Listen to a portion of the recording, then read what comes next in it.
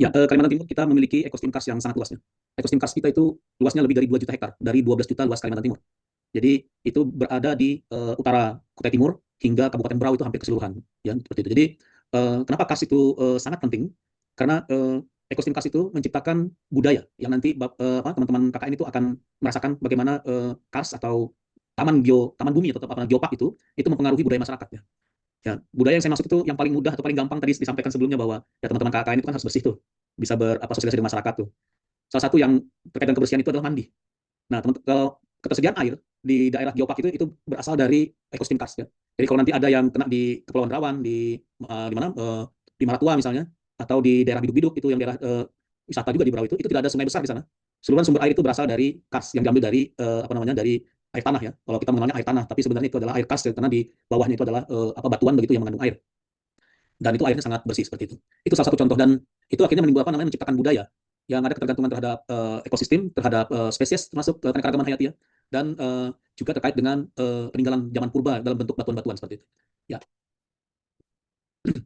Geopark atau taman bumi itu kalau diistilahkan dalam bentuk definisi itu sebenarnya adalah wilayah geografis yang merupakan satu kesatuan dia berupa situs geologi dan bentang alam. Ya, jadi dalam bentuk landscape seperti itu yang di dalamnya itu ada nilai-nilai. Ada nilai-nilai tadi saya sebutkan, ada nilai-nilai budaya, ada nilai-nilai perlindungan, ada nilai-nilai pendidikan, ada nilai ekonomi dan tentu pembangunan secara berkelanjutan. Karena Taman Geopark atau KAS itu sebenarnya kalau menurut aturan dalam peraturan perundang-undangan Indonesia itu harusnya dia dilindungi. Jadi tidak boleh diapa-apakan seperti itu. Karena sekali dibuka dia tidak akan pernah balik ya. Dia sekali dibuka dia akan rusak selamanya. Nah, terkait dengan geopark ini sendiri ya. Jadi kalau kita kenal geopark ada KAS sebenarnya. Yang disebut sebagai ekosistem yang dilindungi itu adalah KAS-nya. Nah, kalau geoparknya sendiri itu adalah bentang alam yang di dalamnya itu bisa bermacam-macam peruntukan gitu. Nah, di geopark yang ada di Sampul yang Mangkalihat itu juga di sana ada macam-macam peruntukan. Jadi tidak ditetapkan sebagai kawasan lindung atau hutan lindung seperti itu, tetapi dia bentuknya itu ada pemukiman di sana, ada tempat wisata, ada perizinan sawit, ada perizinan kehutanan, bahkan ada perizinan pertambangan. Nah, itu keseluruhannya tetap disebut sebagai area geopark, tetapi ada kehati-hatian ya terhadap eksploitasi terutama bentang alamnya itu yang harusnya tidak diganggu seperti itu. Nah, Kalimantan Timur sendiri sedang mengusulkan. Jadi sampai saat ini kita belum ditetapkan sebagai geopark, belum ya. Tetapi Kalimantan Timur saat ini sedang mengusulkan area yang disebut sebagai taman bumi atau geopark Cangkuliman Kalihat itu yang luasnya lebih dari 2 juta hektar itu untuk diusulkan menjadi geopark atau taman bumi yang akan ditetapkan oleh pemerintah seperti itu. Nah, ada beberapa aturan atau dasar hukum atau peraturan perundang-undangan terkait dengan geopark itu, ya. Ada peraturan presiden, ada peraturan menteri dan seterusnya seperti yang yang ada di slide ini. Saya tidak akan bacakan satu-satu. Nah, berdasarkan peraturan presiden nomor 9 tahun 2019, geopark atau taman bumi itu didefinisikan sebagai wilayah geografi tunggal atau gabungan yang memiliki warisan geologi, bentang alam bernilai, serta aspek warisan geologi atau geoheritage, dan ada keragaman geologi, termasuk keanekaragaman hayati dan keragaman budaya. Jadi, kalau kita lihat di sini, dia bentuknya itu adalah warisan geosite atau berupa bebatuan begitu ya, yang di dalamnya itu ada peninggalan geologi atau warisan geologi, kemudian di situ ada keragaman hayati yang tergantung terhadap bentang alam ini, dan tentu ada keragaman budaya, ada masyarakat di sana, seperti itu. Dan kalau dia dikelola, maka pengelolaannya itu memerlukan atau menonjolkan aspek-aspek konservasi, aspek edukasi, dan tentu pembangunan perekonomian masyarakat yang berkelanjutan. Seperti itu ya. Nah, ini berdasarkan peraturan presiden nomor 9 tahun 2019 ya. Nah, geopark itu dia bisa di mana saja. Jadi bisa di kawasan hutan negara, bisa di kalau kita itu bisa di APL dan seterusnya seperti itu ya. Atau di dalam kehutanan, di dalam area kehutanan. Makanya di area geopark itu dia bisa peruntukannya bisa macam-macam seperti itu. Nah, mudahnya definisi tadi itu kita sebut sebagai geopark tree angel ya. Jadi ada keanekaragaman hayati di situ, ada geodiversity di situ atau geoheritage peninggalan bebatuan zaman purbakala seperti itu ya. Kemudian ada keragaman budaya. Ya, jadi tiga ini penyusunnya seperti itu.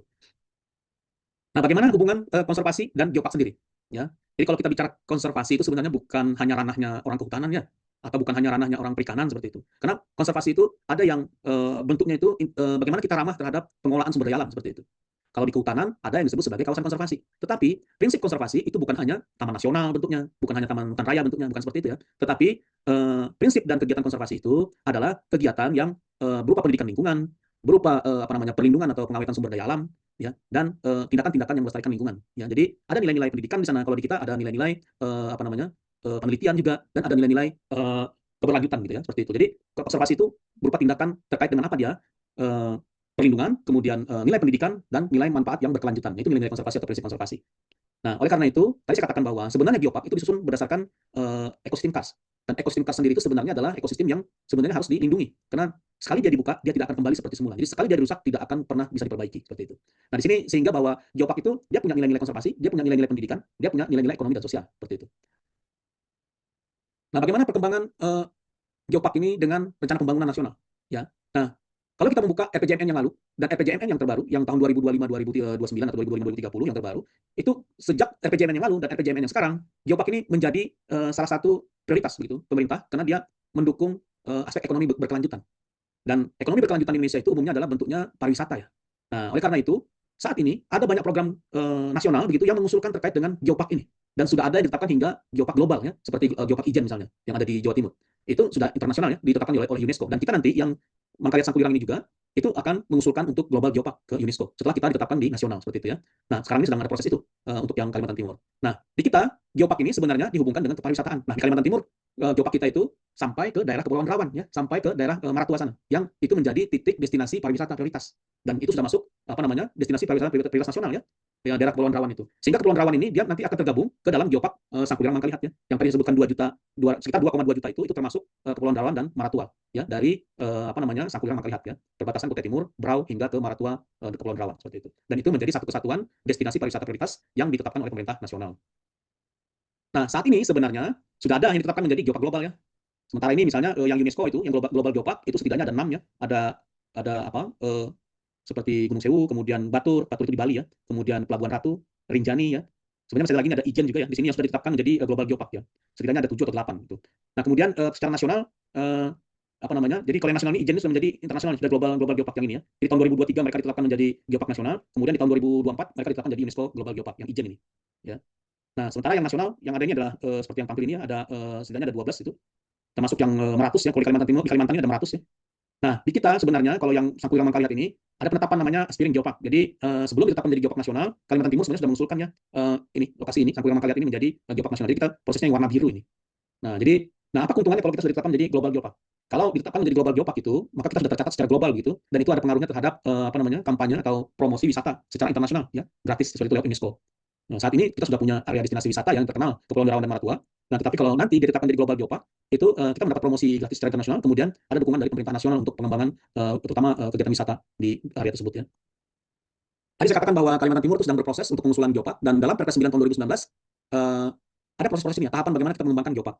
Ya, jadi kalau Kalimantan Timur sekarang ini semuanya sudah melakukan ya, penetapan warisan geologi kita sudah punya ada. Kemudian kita juga punya perencanaan, jadi ada rencana induk, sudah ada dokumen rencana induknya dan seterusnya, ada pokjanya juga. Kemudian ada penetapan Geoparknya sendiri, ya sudah dipetakan begitu, ditetapkan. Dan ini yang nanti kita usulkan ke pemerintah nasional. Nah, pengusulan ini sedang akan ada verifikasi di bulan Juli nanti.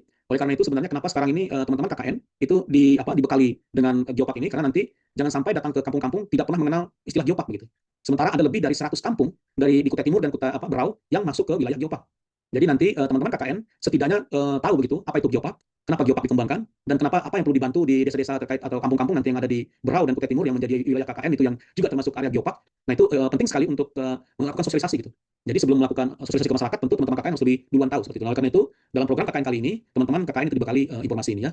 Dan saat ini juga Kalimantan Timur sudah punya kelompok kerjanya. Ini diketuai atau dikepalai oleh Sekda Provinsi Kalimantan Timur ya. Seperti itu. Jadi saat ini sedang ada proses, makanya tadi Pak Nil Makinudin itu sekarang ini sedang ada di biduk-biduk sana untuk menyiapkan kedatangan tim verifikasi dari nasional ya. Nah, harusnya beliau yang menyampaikan presentasi ini, nanti saya setelahnya, tapi ya karena beliau tidak hadir di sini, karena ada proses pendampingan tim Kalimantan Timur untuk menerima tim verifikasi dari nasional. Nah, Kalimantan Timur itu sudah sejak 2019 ya berproses pengusulan itu. Jadi ada inventarisasi pada saat itu. Nah, ini dibantu oleh teman-teman UGM dan Unmul ya. Jadi mengidentifikasi atau melakukan inventarisasi keragaman geologi termasuk keragaman hayati, budaya dan seterusnya yang ada di Sangkulirang Mangkalihat di tahun 2019 hingga tahun 2020. Ada penelitian-penelitian yang dilakukan oleh Unmul dan UGM. Jadi kolaborasi pada saat itu. Nah, disitulah kemudian mendapatkan informasi penting bahwa ini harus ditetapkan. Sehingga pada saat itu di tahun 2020, pemerintah Provinsi Kalimantan Timur itu membentuk tim teknis namanya untuk mengusulkan warisan geologi ini menjadi penetapan di nasional ya. Nah, diusulkan pada saat itu. Kemudian di tahun 2021 ini ya tadi yang warna biru di peta sebelumnya ya, yang warna biru itu terkait dengan Aspiring Geopark tadi itu. Sehingga pada tahun 2021 itu ada tim dari verifikasi warisan geologi ini dari Kementerian SDM yang datang. Yang kemudian pada saat itu kita mendapatkan penetapan untuk yang Aspiring Geopark itu. Nah, kemudian setelah itu tentu kita ingin meningkatkan menjadi Geopark nasional.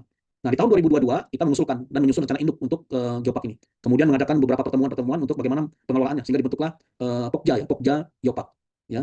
Proses ini. Bahkan terakhir kemarin di tahun 2024 ya sudah ada SK warisan geologi, kita sudah dapat itu SK warisan geologi dari Kementerian SDM yang kita usulkan di tahun 2021. Kemudian juga sudah ada dokumen rencana induk dan ada kelembagaan. Hari ini sudah ada sampai saat itu, dan di tahun 2025, tepatnya di bulan Agustus tahun 2025, kita mengusulkan untuk Geopark nasional dengan kelengkapan yang sudah ada ini. Dan tahun ini tahun 2026 ini kita sudah mendapatkan review ya dari usulan kita, dan terakhir nanti di bulan Juli tanggal 6 sampai tanggal 11 atau tanggal 12 ya, di bulan Juli itu ada tim nasional verifikasi untuk ngecek ke lapangannya. terhadap semua kelengkapan yang diusulkan oleh Kalimantan Timur untuk penetapan atau review usulan geopark nasional itu. Ya, nah, oleh karena itu tadi saya katakan bahwa kita mensupport pemerintah Provinsi Kalimantan Timur, ya UNMUL mensupport pemerintah Kalimantan Timur. Jika ada desa-desa nanti yang dikunjungi oleh teman-teman KKN yang menjadi lokasi KKN itu menjadi target untuk sosialisasi terutama dan menyiapkan visibility ya, semua informasi, semua terkait dengan kesiapan menerima atau penetapan geopark ini. Tentu masyarakat yang ada di tingkat tapak ya, terutama di kampung-kampung desa yang ada dalam geopark itu setidaknya harus tahu terkait dengan apa itu geopark dan seterusnya. Dan saat ini semua syarat untuk pengusulan sudah disiapkan ya oleh pemerintah Provinsi Kalimantan Timur. Oleh karena itu saat ini sedang menunggu hasil dari inventarisasi atau visitasi yang untuk dilihat bagaimana kondisi di lapangannya oleh tim Bappenas dan Kementerian ESDM. Nah, geopark sendiri itu sebenarnya punya tantangan yang menarik ya untuk bagaimana kita bisa menyatukan berbagai kepentingan itu. Nah, saya katakan tadi bahwa geopark itu bukan keseluruhan areanya itu dilindungi, nggak begitu juga ya. Makanya pada saat kita mengusulkan Sangkuriang Mangkalait ini menjadi geopark nasional dan nanti akan kita tetapkan kita usulkan lagi menjadi geopark internasional di bawah UNESCO, itu di dalamnya itu ada banyak kepentingan ya, ada banyak peruntukan kawasan. Tadi saya katakan juga di sana ada kampung-kampung, di sana ada resort-resort untuk pariwisata, di sana ada perusahaan tambang, di sana ada perusahaan perkebunan sawit, ada perusahaan kehutanan juga, ada banyak aktivitas di sana. Nah, yang kemudian semua kepentingan itu disatukan seperti itu dengan dengan brandingnya itu adalah geopark Sangkulirang Mangkalihat. Nah, jadi berbagai aktivitas di sana mestinya berujung kepada bagaimana mempertahankan area tersebut sebagai warisan bumi atau taman bumi yang kita kenal sebagai geopark. Nah, tentu ada banyak tantangan ya sampai saat ini. Contohnya, kenapa kegiatan ini menjadi kegiatannya KKN hari ini, yang jika kampung itu berada di area situ, maka tentu teman-teman KKN yang menjelaskannya kepada masyarakat di sekitar. Itu kenapa? Ya, kita membantu pemerintah nasional atau pemerintah Provinsi Kalimantan Timur sebagai kampus yang ada di Kalimantan Timur, kampus berdampak ya. Kita harus punya dampak kepada masyarakat atau pemerintah provinsi setidaknya. Nah, tetapi tantangannya ini tadi, terutama adalah bahwa sampai hari ini informasi terkait dengan geopark itu tentu tidak maksimal bisa sampai ke tingkat tapak. Bahkan teman-teman KKN mahasiswa yang ada di kampus mungkin baru hari ini mungkin ada yang mengenal atau mendengar istilah ini seperti itu. Nah, itu artinya apa? Ada tantangan terkait dengan database atau informasi terkait dengan itu. Terutama database keragaman yang dimaksud seperti itu ya, yang kenapa sih mau ditetapkan sebagai geopark, ada apa sih di sana seperti itu. Informasi itu belum lengkap seperti itu. Kemudian data-data terkait dengan flora fauna, terkait dengan budaya dan seterusnya juga itu menjadi ada datanya, tapi tentu tidak tersebar maksimal begitu. Tadi saya katakan juga ada banyak penelitian di sana dilakukan oleh teman-teman UNMUL, dilakukan oleh UGM dan peneliti-peneliti yang lain ya, termasuk penelitian dari peneliti internasional ada juga di sana. Tetapi informasi ini tidak terkumpul baik dan tidak menjadi sulit mengumpulkannya sebagai data satu kesatuan seperti itu. Ini tantangan. Kemudian pembentukan timnya juga, tim kerjanya ini. Sampai hari ini memang ada tim lembaganya, ada kelembagaan yang ditetapkan oleh gubernur, tetapi sangat OPD gitu. Jadi hanya pemerintah saja yang isinya di situ. Padahal harusnya dalam kelembagaan geopark itu juga melibatkan para pihaknya, termasuk kita-kita yang ada di kampus, mahasiswa, teman-teman NGO, masyarakat, ya, masyarakat adat, ya, itu mestinya terlibat di dalam hal ini. Tetapi sampai hari ini juga tim kerja ini tidak masih sangat OPD begitu, karena memang ada efisiensi anggaran dan seterusnya. Karena kalau tim pokja ini terlalu banyak, itu ada anggaran yang mesti dikeluarkan dan seterusnya seperti itu. Kemudian sosialisasinya juga tidak maksimal ya sampai hari ini. Tadi ya mungkin di teman-teman KKN pun baru kali ini mendengar istilah ini, ada mungkin seperti itu ya. Jadi ini juga penting untuk menjadi tantangan tersendiri. Oleh karena itu panitia KKN itu yang Pak Kiswanto langsung bergerak cepat ya, karena beliau juga ada banyak bergerak di bidang ini di sini, sehingga meminta kita untuk coba sosialisasi ke teman-teman KKN. Ya, karena ini kesempatan kita untuk berbagi informasi terutama kepada masyarakat ya. Karena nanti teman-teman KKN yang langsung bersentuhan dengan masyarakat yang ada di sana dan seterusnya seperti ini. Ini tantangan. Dan tadi yang luasan 2,2 juta hektar itu kalau ditetapkan itu menjadi geopark terluas nanti di Indonesia. Dan tentu kalau area yang sangat luas seperti ini tantangan juga ya. Bagaimana mengelola area yang sangat luas ini seperti itu. Dan apa yang bisa kita sumbangkan, apa yang bisa kita kolaborasikan dengan berkegiatan yang bergabung dengan masyarakat atau dengan perusahaan atau dengan pelaku-pelaku para pihak yang ada di sana seperti itu. Itu tantangan tersendiri. Nah, saat ini di nasional kita mengenal istilah area preservasi. Nah, ini ada hubungannya tadi dengan konservasi tadi. Area preservasi ini beda dengan area konservasi. Area konservasi itu berada dalam kawasan hutan. Tetapi kalau area preservasi mirip dengan geopark, dia bisa berada dalam kawasan hutan, bisa di luar kawasan hutan. Ya, teman-teman KKN mesti pahami bahwa di Indonesia area kita itu hanya dibagi dua. Ya, area yang disebut dengan area peruntukan lain itu yang tempat kita beraktivitas, misalnya ada pemukiman, ada perusahaan pertambangan, misalnya ada perkebunan, ada pertanian, ada pemukiman dan seterusnya. Tetapi kalau yang kedua, area kita itu adalah area kehutanan. Nah, di area kehutanan itu ada keterbatasan, tidak ada kewenangan provinsi di situ, tidak ada kewenangan kabupaten dalam kawasan hutan. Semua kawasan hutan itu kewenangannya ada di pemerintah pusat. Ada batasan-batasan yang kita tidak boleh beraktivitas di situ. Nah, oleh karena itu kita mesti mengenal status-status kawasan ini supaya kita tahu di mana boleh melakukan apa dan di mana tidak boleh melakukan apa seperti itu dalam pembangunannya. Nah, ada istilah tadi geopark, ada istilah area preservasi. Area preservasi itu bisa ada dalam kawasan hutan, bisa juga di luar kawasan hutan atau di APL. Begitu juga dengan geopark. Jadi sebenarnya geopark dan area preservasi itu sama. Nah, tetapi geopark itu sudah punya aturan main, Perpres 19 tadi itu. Nah, kalau area preservasi itu masih dalam bentuk undang-undang terbaru tahun 2023, tahun 2025, tahun 2024 ya, nomor 23. Nah, sementara geopark udah lama, ada tahun 2019 sudah ada gitu. Nah, tetapi ini dua area ini itu bisa menjadi satu kesatuan dan punya kepentingan yang sama ya. Nah, area preservasi itu tadi tidak di dalam kawasan hutan, dia tidak berada di kawasan konservasi dan seterusnya. Dia bisa berada di luar. Tetapi area preservasi itu harus ditetapkan. Jadi geopark itu dengan preservasi itu bisa sejalan ya. Nah, di Kalimantan Timur kita punya juga yang istilah lain, kawasan ekosistem esensial namanya. Nah, di dalam geopark ada dua kawasan ekosistem esensial. Yang pertama itu Teluk Sangkulirang, yang kedua ada namanya KAE Mangkalihat Pesisir. Itu sudah ditetapkan oleh Gubernur Kalimantan Timur ya. Nah, bagaimana dengan geopark dan area preservasi? Kalau area preservasi itu belum ditetapkan di Kalimantan Timur, kita tidak punya area preservasi. Tetapi area preservasi atau yang sama dengan area preservasi, kita punya geopark dan kita punya kawasan ekosistem esensial. Nah, ini hanya untuk pengetahuan bahwa pada area-area seperti ini kita memerlukan perhatian khusus seperti itu. Walaupun dia di APL, ada kehati-hatian gitu. Jadi kalau misalnya di situ ada kebun sawit, nah si kebun sawitnya itu dalam mengelola areanya dia mesti punya apa? Punya kehati-hatian. Bagaimana dengan masyarakat? Sama. Jika masyarakat ingin membuat perkebunan misalnya secara kelompok atau secara pribadi, kita mesti mengenalkan ada istilah-istilah ini pada areanya dia. Untuk apa itu? Untuk keberlanjutannya. Karena area tersebut bukan hanya dipakai oleh generasi sekarang, tapi juga nanti akan diwariskan untuk generasi yang akan datang. Karena areanya ini adalah area rawan, rawan rusak, rawan kepunahan. Sekali lagi bahwa area kas atau area ekosistem kas yang termasuk ke dalam geopark itu adalah area yang sekali dirusak dia tidak akan pernah kembali seperti semula. Sekali dia fungsinya rusak, dia akan meninggalkan atau tidak punya jasa ekosistem, terutama kalau di area kas ini adalah terkait dengan ketersediaan air. Jadi kalau dia dirusak, maka nanti di situ tidak akan ada air yang bagus seperti itu. Nah, kenapa pemerintah Kalimantan Timur itu ingin sekali bahwa area ini itu ditetapkan menjadi geopark itu. Nah, geopark itu sebenarnya dia area preservasi yang dikelola secara landscape seperti itu. Luas dia. Nah, pengembangan geopark itu sama dengan juga pengembangan preservasi. Di dalamnya bisa ada hutan lindung, bisa ada kawasan APL dan seterusnya. Nah, tetapi dia perlu diperhatikan, dikelola dengan secara maksimal. Jika ada perizinan perlu kehati-hatian dan seterusnya seperti itu. Itu prinsip. Jadi semua aktivitas yang berada di area ini perlu kehati-hatian seperti itu. Nah, tadi ini sudah saya sampaikan bahwa nanti kita akan ada kunjungan gitu ke lapangan. Saya ingin coba masuk ke geoparknya Sangkuriang Mangkalihat ini. Di area yang kita sebut sebagai geopark Sangkuriang Mangkalihat, yang luasnya lebih dari 2 juta hektar itu, jadi ini teman-teman KKN bisa lihat ya. Jadi yang ditetapkan oleh Kalimantan Timur itu menjadi area geopark itu di utaranya sedikit Sangatta, ini warna kuning ini ya, ini batasnya sampai ke Maratua sana. Jadi dari utaranya Sangatta, terus masuk ke Kaliorang sana, terus ke utara ya, sampai ke Maratua di utara sana. Jadi ada perairan darat, ada kawasan terestrial atau ekosistem daratan, ada ekosistem lautannya sampai ke Maratua sana. Jadi kalau teman-teman yang berasal dari Kalimantan Timur atau yang sudah 4 atau 5 tahun kuliah nih ya di Kalimantan Timur, tentu tidak akan asing dengan kepulauan Rawan ya, Pulau Rawan, terus Maratua, itu termasuk di area ini ya. Nah, di sini ada setidaknya 28 situs geologi. Situs geologi itu adalah goa-goa yang ada di area Sangkuriang Mangkalihat ini ya. Di area ini. Di sini di area ini itu ada goa yang ditinggalkan ribuan tahun lalu yang di dalamnya itu ada peninggalan-peninggalan prasejarah ya. Nanti saya tunjukkan gambarnya ya. Kemudian di sini kita juga menetapkan ada istilahnya situs keanekaragaman hayati. Di area ini ada orangutan, ada owa, ada penyu, ada manta, ada hiu tutul, ada paus ya. Kemudian di area ini juga ada warisan budaya. Di sini ada 2 kerajaan besar zaman dulu ya, Kerajaan Sambaliung dan Kerajaan Gunung Tabur yang ada di Berau. Nah, itu adalah informasi penting di area ini. Jadi luasnya lebih kurang 2,2 juta hektar ya. Ini peta yang dimasukkan ke dalam rencana induk ya. Ada nilai-nilai geologi atau keragaman geologi, ada keragaman budaya, ada masyarakat Dayak, ada masyarakat Bajau, ada masyarakat Berau, Kerajaan Sambaliung tadi itu saya katakan dan seterusnya. Ada keanekaragaman hayati, ada cadangan karbon zaman dulu yang tersimpan di kars. Ada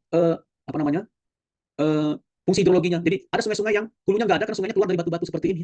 Seperti gambar ini. Ini di area tersebut tadi yang petanya saya tampilkan. Dan ada kalau kita naik pesawat ya dari Samarinda atau Balikpapan menuju Berau, kita sering sekali melihat ada seperti ini ya. Batu-batu yang keluar dari bumi seperti itu, ini disebut sebagai exokars ya. Ini area seperti ini yang kita maksud, dan di sini pasti keanekaragaman hayatinya ini. Ini beberapa gambar di area bentang alam di Mangkalihat pesisir dan Sangkuriang Mangkalihat ya. Ini Pulau Kakaban termasuk ya, gua-gua kars, danau di Labuan Cermin, kemudian di daerah Merabu ada yang disebut dengan Menara Kars, air terjun di Teluk Sumbang. Nanti ada teman-teman punya PKN di sana pasti mengunjungi tempat-tempat ini ya. Juga ada keragaman geologi terkait dengan batuan, sisipan batu bara dan seterusnya. Ini kekhasan, ini adalah bagian dari geologi ya. Kemudian keanekaragaman hayati terkait dengan vegetasi, karena vegetasinya khas ya. Vegetasi di sini itu tumbuh di atas batu-batu ya, di batu-batu kars itu ya. Ini data-data hasil penelitian dari Unmul dan UGM ya terkait dengan tingkat keanekaragaman hayati vegetasi. Jadi di sini keanekaragaman tinggi sekali dan sangat spesifik. Kemudian spesies-spesies penting seperti owa, orangutan dan lain-lain termasuk yang daerah pesisir seperti hiu tadi dan manta, penyu dan seterusnya juga ada. Ya, ini daftar beberapa spesies penting yang ada di sana. Ini budaya ya, ada keraton Sambaliung di sini. Kemudian gambar-gambar tapak begini di dalam goa yang ada di sana. Ini peninggalan prasejarah ya. Nah, masyarakat Unmul itu keterlibatan di sana? Kita punya beberapa menjadi strategi penelitian dan kita terlibat beberapa penelitian di sana ya. Baik dari budaya, bagaimana tuh gambar-gambar tapak di dalam gua, kemudian keanekaragaman hayati dan lain-lainnya. Ya, di sini. Kemudian strategi pendidikannya seperti apa? Ini dari yang kita lakukan sekarang ini adalah bagian itu, termasuk nanti pengabdian masyarakat ya, karena kita bergeraknya dari penelitian dan pengabdian masyarakat. Teman-teman di kampus mesti paham bahwa apa yang dimaksud dengan geopark ini dan bagaimana hubungannya dengan biologi, lingkungan, arkeologi, geografi, kehutanan, ekonomi dan seterusnya. Karena di sana banyak sekali yang terlibat ya. Dan di sini KKN tematik ini bagian dari strateginya Unmul bisa terlibat di area ini ya. Sehingga nanti kita bisa bersosialisasi dengan masyarakat di sana. Ya, waktu saya terbatas. Nah, saya ingin tampilkan 1 menit lagi Ibu Eni ya, terkait dengan desa-desa yang ada di wilayah ini, yang bisa jadi nanti itu menjadi areanya teman-teman ber-KKN ya di sana ya. Ya, kalau ada yang masuk di daerah ini, tentu perlu mendapatkan informasi lebih lanjut tentang geopark ini ya. Yang pertama itu di Batu Putih, Kecamatan Batu Putih, ada Ampen Medang, ada Batu Putih sendiri, ada Kayu Indah. Jadi teman-teman KKN ini bisa dilihat ya. Siapa tahu di sana tempat KKN-nya. Kemudian Sumber Agung, Tembudan. Kemudian yang di Kecamatan Biatan itu ada Biatan Bapinang, Biatan Baru, kemudian Biatan Ilir, Biatan Lempake, Biatan Ulu, Makmur Jaya, Karangan, Manunggal, Jaya, dan seterusnya. Dan kemudian yang Kecamatan Biduk-Biduk, ini ada Giring-Giring, Biduk-Biduk sendiri, Pantai Harapan, Tanjung Prepat, Teluk Sulaiman, Teluk Sumbang, kemudian Batu-Batu, bilang-bilangan dan seterusnya. Ini sebentar saya share di chat ya, file ini. Saya tidak akan bacakan semua karena waktunya sudah habis ya. Ya, saya share saja di di file chat ini. Terima kasih, saya kembalikan ke Bu Emi. Assalamualaikum warahmatullahi wabarakatuh. Waalaikumsalam warahmatullahi wabarakatuh. Terima kasih.